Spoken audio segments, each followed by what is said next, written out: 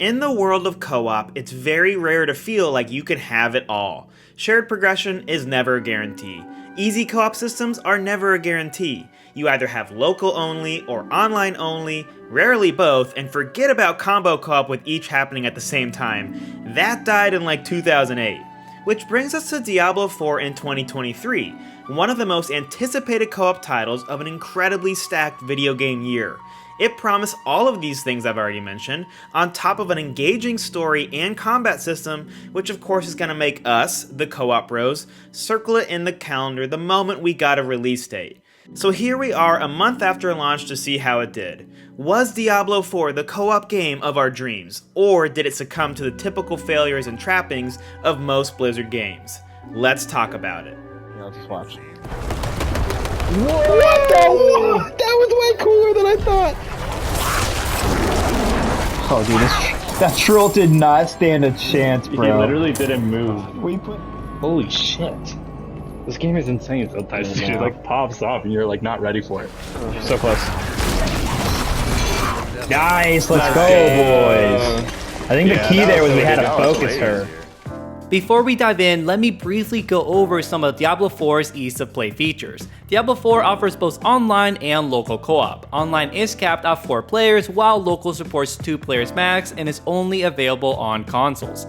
Additionally, the game does offer the rare combo co-op feature, allowing 2 friends on a couch to link up with 2 other friends online. If you want more details on how to set up a party, go check out our Diablo 4 how-to video for the full breakdown, as we won't be going over that here. Rather, a subject that deserves all the time and attention is just how accessible Diablo 4 is, particularly in co-op.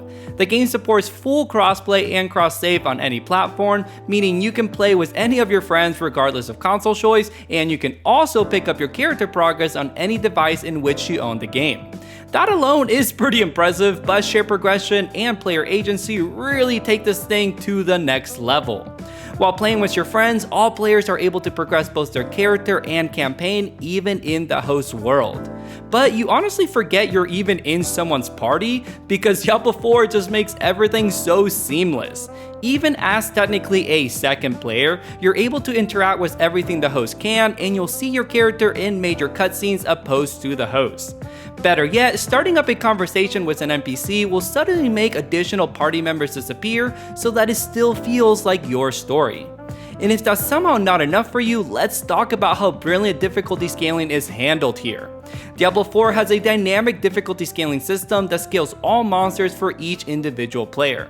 Let me give you an example. Basically, if you're late to the game and just started up, you party up with your friend that's level 40 to tackle a boss, you'll both find the encounter equally challenging, and you'll both earn items that scale to your respective levels. I mean, what more can you want from a co-op title? What's remarkable about Diablo 4 is that even some of the best co-op games we've covered on this channel might have 1 or 2 of these features, yet this game feels like a total package in a way we really haven't seen before. We destroyed that with 6 minutes to go, are you joking me? Yeah, super sick. Let's go. If you're a Diablo fan, or you know anything of any ARPG Diablo likes, the general gameplay loop here comes as no surprise. Blizzard has stuck to the formula. At first boot up, you're going to customize your character, you're going to pick a class, and then you're going to watch your little cutscene. When you get into the game, you can immediately party up and then strike out on story missions, side quests, dungeons, strongholds, world bosses, you name it. There's tons of content here, like an overwhelming amount. In any of those scenarios, you're going to kill monsters, earn loot and experience, take those rewards and level up your skills, armor, and weapons, and then start the process over. It's a gameplay loop, again, as old as gaming itself, and Diablo 4 has smoothed out that experience to near perfection, maybe even a little bit too much. For us at least, we typically do story missions together, side content on our own, and let the squad know when a world boss was incoming so we could all hop in, or maybe do a stronghold together. Of course, in Diablo, and most live service games, your job isn't done when the campaign wraps up, because now you're in the endgame a la Tony Stark. You've got legendary gear to find, world tiers to conquer, additional classes to create, seasonal content is on the way, and entirely new systems you're going to be engaging with. We're not really here to talk about all of that, not really in-game stuff or incoming seasons, and we're not going to get into the cosmetics that cost $20. We're really just here to talk about the co-op, and already we've talked about how good those ease of play systems are. We're talking like S-tier ease of play systems. Let's get into what else makes this a great co-op title. I can't tell. Yeah, just this one right here is all we gotta kill and we're done. Oh yeah, nice. Good call, dude. Ooh, what a battle. Yeah, that's super sick, dude. A lonely wanderer comes across a small town in the mountains. They slay some demons nearby and are given the hero's welcome. Food, shelter, everything seems pretty good until they pass out and are prepared to be sacrificed in a ritual to some demon named Lilith. This is the start of Diablo IV, and it's probably one of the strongest openings to a game we've ever played together. So while you were probably expecting us to talk about build diversity or challenging content, and don't worry, we'll get to that stuff, one of the biggest highlights of playing Diablo IV in co-op is actually its story. It's a very mature and grounded narrative that makes you question who's good and bad, and it kept us engaged every moment of the game. Typically, most co-op games not called Divinity Original Sin are pretty mid in the storytelling department, so you don't really feel like you're missing much if you talk over the cutscenes. But here, we always found ourselves going quiet for every story revelation or bits of lore from an NPC. And like I mentioned before, it helps that you can see your character in each scene and conversation. Throw in some insanely high production value, and it really feels like you're seeing your story unfold even while you're playing it alongside your friend, which makes it all the better. That, my friends, is a really rare thing for a co-op game. Now, something that we have talked about in plenty of other co-op reviews is build diversity, and Diablo IV nails that too. There are 5 classes to choose from, but in reality, you can mold each class into various different subclasses. Do you want to be a tanky druid that gets up close and personal and transforms into a giant bear? Go for it. Or would you rather channel the elements and be able to summon lightning and hurricanes to decimate crowds from afar? You can do that too. There's a ton of systems in play to let you craft whatever kind of character you want to be. I particularly love the aspect system, which allows you to take a great perk from one legendary item and place it on another, thus giving you further control over your gear. Then you can even slot gems that give you yet another bonus or even replace the stats of a specific gear piece. And that's without taking Paragon boards into account, which offer yet another insane level of customization. This degree of build diversity makes it so each player within the party feels truly unique, even in a live service title where you might run into other druids or necromancers like us.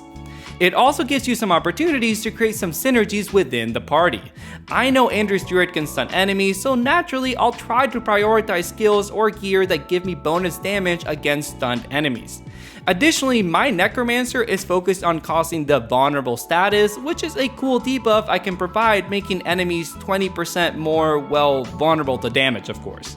I do wish there were more opportunities for that sort of thing, however, more on that in a bit. Cage match, yeah. I love this, dude. You activated the cage, and I was like, okay, I'll just switch to my long range and hit him from over here. Buildcraft and his story are great, but at the end of the day, we're here to slay some demons with our friends, and Diablo IV has plenty of challenging content to put your party to the test. Some of our biggest highlights of the whole game came from facing bosses in strongholds or challenging one of the 3 world bosses in the game. These encounters actually force you to communicate and pay attention to the boss's moveset and phases. Take a look at the stronghold boss for example. The first phase seems rather simple until you realize he goes to these different pustules to spawn his minions. Also, I hate the word pustules, sorry about that. Anyways, we started focusing on these minions, coordinating who takes on which, otherwise you get very overwhelmed and end up like this. The next phase adds yet another obstacle in these hellbinders that tie you up, so you need to think on the fly and have someone come free you from them. Ultimately, we realized you have to kill the boss before it could spawn its 3rd minion, and so we took a whole new strategy and were able to clutch the win. Nice, let's go, boys. Yeah, that was so easy. Being able to strategize and coordinate in that way was super satisfying, and it's a perfect example of everything I just mentioned coming together in a way to form this near perfect co-op gameplay. I say near perfect because even with all that praise, Diablo IV does come short in just a couple ways. Okay, before we wrap up, I do have a few minor nitpicks that go with the points that Gabe just made. While the build diversity is certainly there and is very good, we really wish some of those skills or abilities had specific co-op buffs. As the co-op nerds, we love to see this in games, and somehow they've been omitted pretty much completely here. I think I could have added a lot to the stellar build diversity, but again, I'm just nitpicking. The story, while excellent, like we talked about, is set up well for co-op, but had a few issues that derive from the fact that we played the story entirely in co-op. Again, I gotta emphasize that for the most part this works better than any other co-op game we've played, but we had a few examples where one of us would miss out on small conversations if the other accidentally started it too early. There's also the issue if one person skips the cutscene, it sort of breaks the sequence and maybe they're in the subsequent fight post-cutscene while the other person is still watching. Both of these issues only happen a handful of times, but we felt like it was worth mentioning. It really just requires you to be on the same page and communicate on that as much as possible. I like it if they had additional systems that could prevent this, but hey, you can't have it all. The other caveat is the challenge in Diablo IV, and this one is a little bit more egregious than the last two. Gabe is right, strongholds and world bosses are awesome because they make you adapt in the middle of a fight and work together, and they really push you as a team. But the rest of the content has been polished a little bit too perfectly. Pretty much every other activity outside of strongholds and world bosses, let it be the story, side quests, open world activities, dungeons, they all came off as a cakewalk for us. This was especially disappointing on the story missions and story bosses, which were these really epic encounters that sometimes we'd handle in like less than a minute. I've heard it said that people think these story bosses aren't creative. I disagree, I think they are, but you don't even really have to engage with the ways that they're trying to make you adapt in the middle of the fight, because you can pretty much just steamroll right over those systems that were in place. Obviously, they're doing this in the name of difficulty scaling for the co-op, which we do like, but it's almost like they've gone one step too far. And again, all of these are nitpicks on points that we felt land mostly in the positive. And to some degree, the fact that a lot of the content is pretty chilled out difficulty-wise means you can chat with your friends and hang out even while you're playing, an aspect that we do love with co-op gaming. So while some content is definitely too easy and we like it to be notched up a little bit, by the way, we played on World Tier 2 for our entire first playthrough. What we mentioned before about in-game activities and higher world tiers you unlock after your first playthrough will eventually help remedy this issue. So even the bad can't help but be mostly good in the end, which feels like a quote Lilith would say. Maybe we should wrap this up, bro. I'm feeling a little bit weird. There was a lot of skepticism leading up to the launch of Diablo IV, and rightfully so after the disaster that was Diablo Immortal. Maybe we've already been corrupted by Lilith, but we can genuinely say Diablo IV is one of the best co-op games we've covered on this channel. Like we said at the start, being a co-op gamer means you make a lot of compromises. Maybe you don't have shared progression, or there's no local mode, or you can't play with your friends on other platforms. But with Diablo IV, you don't have to make any of those compromises. It helps that the game itself is also pretty amazing, with a great story, addicting combat, and the promise of new content coming soon.